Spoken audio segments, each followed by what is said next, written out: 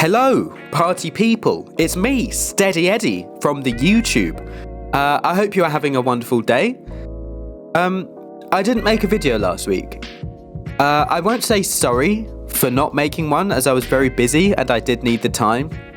However, I will say sorry that I couldn't really communicate that to you, as right now I can't make community posts.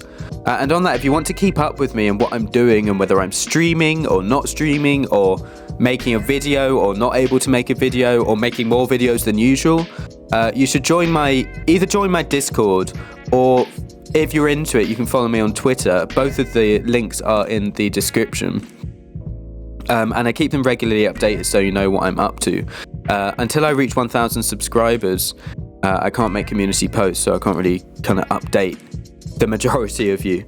So, a few weeks ago, I released a video titled ESO Stat Density, Optimizing Your Builds, and Why Heartland is Bad Actually. And anyone who watched this video knows that it wasn't really about Heartlands at all. It was more about stat density in general, and it caused a bit of a ruckus. There were a lot of comments, there were a lot of arguments or heated debate across YouTube and Discord. And there are also follow-up videos from some other YouTubes. I think Is There No One Else made one. Sawman made a bit of a meme video, of course, because he has to meme everything all the time. And initially, I was going to make some kind of response video to the comments and to some of the criticisms, but I thought instead it might be more useful to kind of put out this video, which is, it's a completely different point of view, but at the same time, it's not one that's hypocritical, because it's something that you think about, and I'm sure some of you already do this. You think about it alongside creating a stat dense build. Now, the reason I was thinking about this is that the last video I put out was my Stamplar build video for Deadlands, and to toot my own horn here, I mean, it's a pretty stat dense build. I'm just joking, but as a disclaimer, before I talk about this little bit, is that all Stamplar, good Stamplar builds are generally pretty stat dense. They have to be because of how the class is, and I won't go into that now. But this build specifically, it has pretty high resist, it has high recovery, high damage, decent penetration. It's basically a really well-rounded build, if I say so myself. Ahoy, hoy, hoy. But I was running Magma Incarnate, and this is what we're going to talk about. And I showed this video to Essayus, and I'm sorry to bring Essayus up, because I'm sure some of you will know he's a major belligerent in the ongoing console versus PC wars. But at the end of the day, all jokes aside, he's probably one of the best open world Stamplars that I can see across all platforms. He's definitely the best on PCU. At specifically solo 1vx Cyrodiil gameplay, he's definitely the best on PCEU, on a Stamplar. And possibly the best, or one of the best, across all platforms. And I've linked his YouTube in the description so you can see for yourself his gameplay. And when I showed him my build, the first thing he said is that I'm worried you're going to have a problem where you're going to be able to survive and heal really well, but when it comes to actually finishing fights, will you have enough damage and pressure without something like Balorg to finish off fights? And he was right. I found myself stalemating a lot of fights, or just dying, because I wasn't able to pile on enough pressure to a group to force them off of me. The thing about Stamplar is that playstyle-wise, and especially the way that I play it personally, it relies on having a ridiculous amount of upfront damage to force people off of you. It requires you, as a player, putting damage and pressure into the people pressuring you to get them off of you, to force the fight, to force yourself onto the offensive. That's how it works. That's how you are successful on a Stamplar.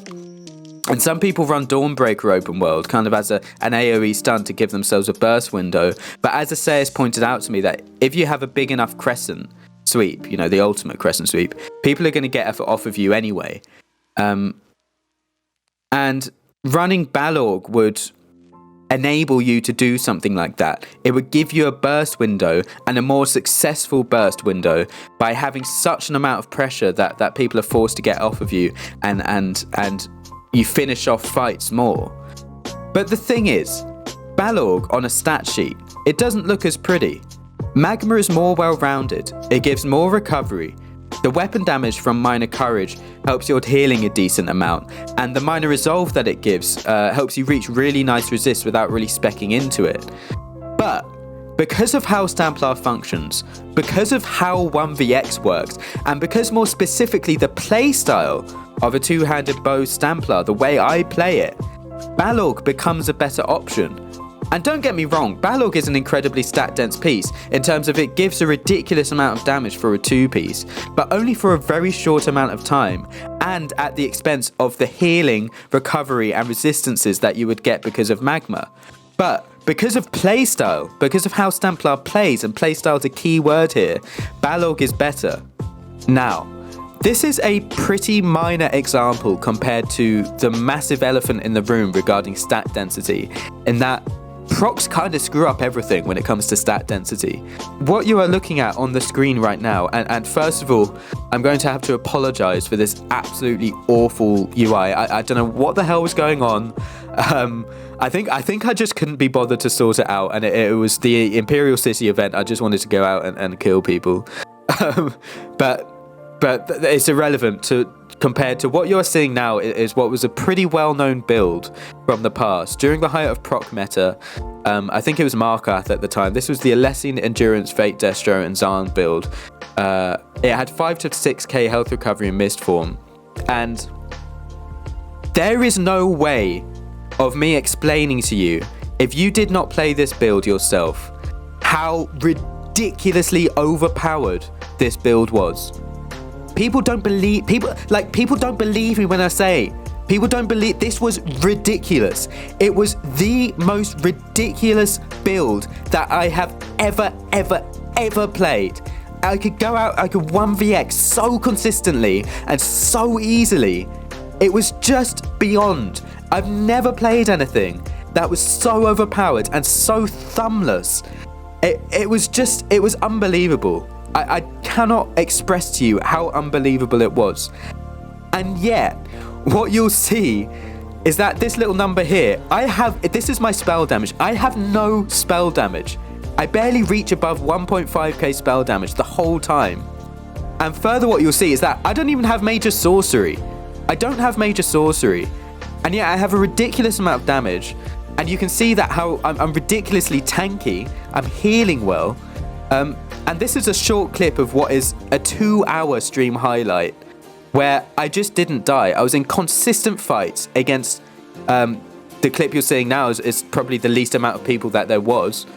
And I just didn't die because it was so tanky and I had so much damage. It was just ridiculous. I cannot explain to you. Please do not doubt this. It was unfucking believable. It was just ridiculous. I don't think there'll ever be as thumbless a build as there was that build. And yet, it was probably one of the least stat-dense builds I've ever played. As we saw, the spell damage is super low, but also the Magicka recovery is like 800. I've got like 800 Magicka recovery. I've got 20k Magicka in CP, by the way. It just looked awful. It was such a wonky build. It was just all over the place, stat-wise. But because of how procs functioned, and because of how certain mechanics in the game functioned, such as Mist Form, you could create this build that was not stat-dense at all, but was probably the most overpowered build that has ever existed, at least in the recent history of the game.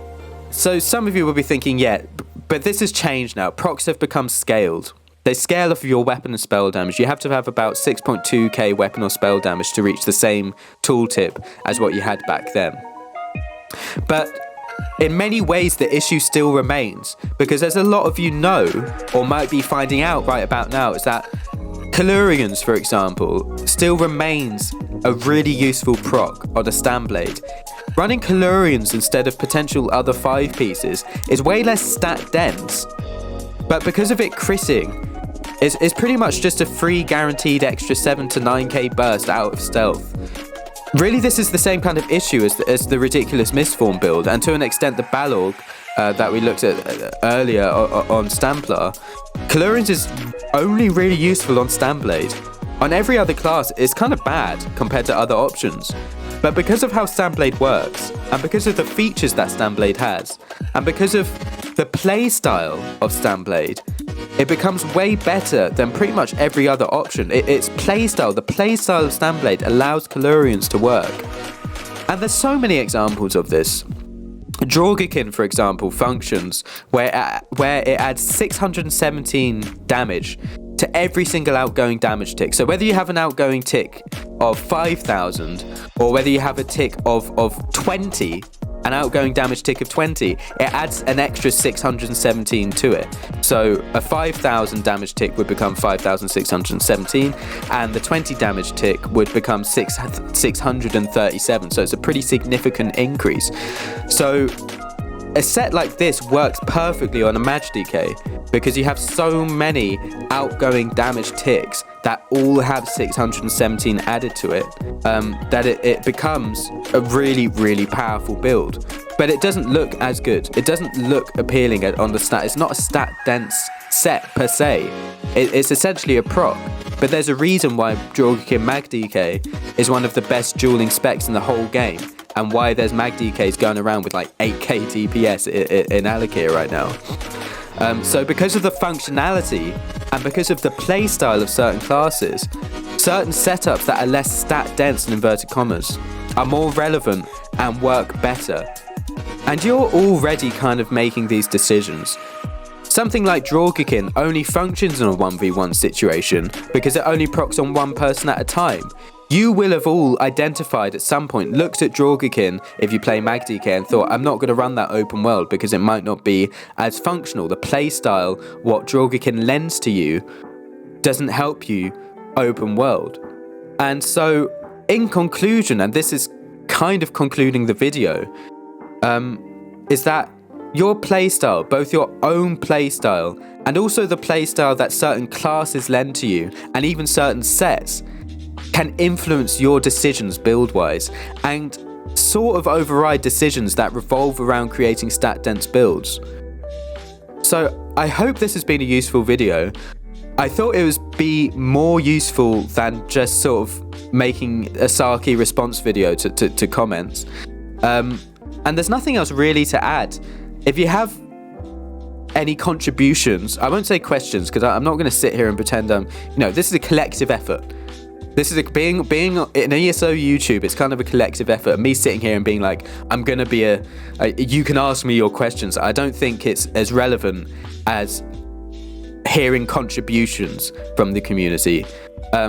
Because a lot of you will have already come to the conclusion that I've made in this video. I'm sort of writing it out practically, so you can see exactly the thought process that you might have already gone through. So yeah. That's the conclusion of the video. If you have anything to contribute in the comments, please do. And I've got to do like and subscribe, I guess. Of course I do. I always have to do like and subscribe. So yeah, like and subscribe. And I'll see you later next week for another video. See you later.